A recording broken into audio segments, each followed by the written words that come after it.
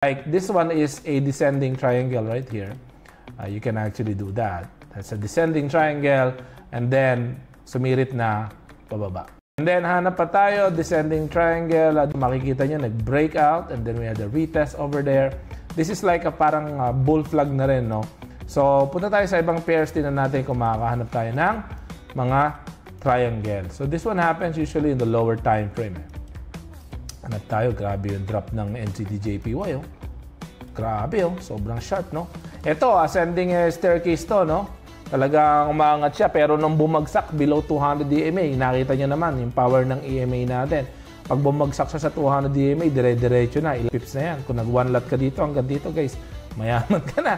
Diba? So, makikita niya. So, ascending triangle, hanap pa tayo sa GJ. Ano natin? It's a bit hard spotting this one kasi maano to eh. Hindi siya sobrang daling spot, pero common siya. Okay. Hanap tayo. Triangle. Here we go. Meron tayong parang triangle na nag-form dyan. Alright? Yeah. So, kung makikita nyo, ibig sabihin, pag pinlat nyo yung support and resistance na parehas naging triangle siya, kung saan siya mag-breakout, there's high probability dun siya pupunta. Yun lang naman yung sa ascending triangle natin.